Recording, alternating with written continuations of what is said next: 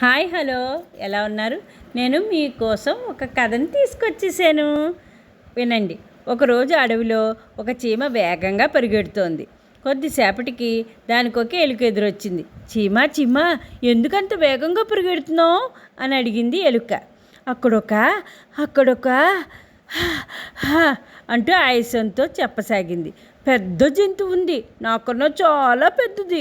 నన్ను అది తినేస్తుందేమో అని పరిగెడుతున్నాను అంది చీమ. అయితే అది నన్ను కూడా తినేస్తుందేమో, నేను నీతో పాటే పరిగెడతాను అంటూ ఎలుక కూడా పరుగు ప్రారంభించింది. అని రెండూ పరిగెడుతూ ఉండగా ఒక కుందేలు ఎదురొచ్చింది. ఆగండి, ఎందుకు అలా పరిగెడుతున్నారు అని అడిగింది కుందేలు. అక్కడొక పెద్ద జంతువు ఉంది, నాకన్నా చాలా పెద్దది. అది నన్ను తినేస్తుందేమో అని పరిగెడుతున్నాను అంది చీమ.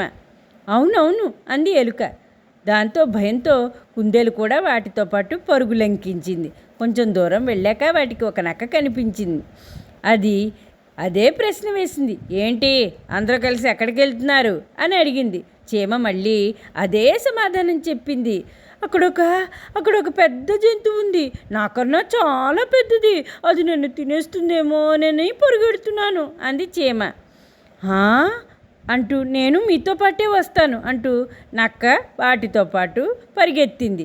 చాలా దూరం పరిగెత్తాక నక్క అలసటతో, అమ్మో, ఇక నా వల్ల కాదు, నేను పరిగెత్తలేను.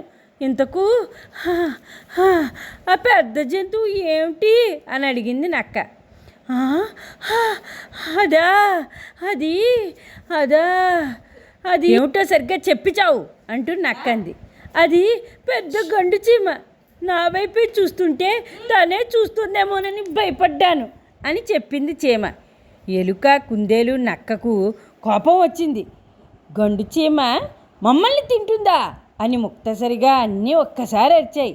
అనవసరంగా భయపెట్టావు అని కళ్ళెర్ర చేశాయి. నన్ను తింటుంది అన్నాను చెప్పాను కానీ మిమ్మల్ని తింటుందన్నానా అంది చీమ. నిజమే కదా అనుకున్న ఎలుక, కుందేలు, నక్క. ఇతరులు ఎందుకు భయపడుతున్నారో తెలియకుండానే మనం కూడా భయపడ్డాం అవివేకం. ఓకేనా? కథ కనుక నచ్చినట్లయితే లైక్ చేయండి, షేర్ చేయండి. సబ్స్క్రైబ్ చేసుకోని వాళ్ళు ఉంటే సబ్స్క్రైబ్ చేసుకోండి. బాయ్.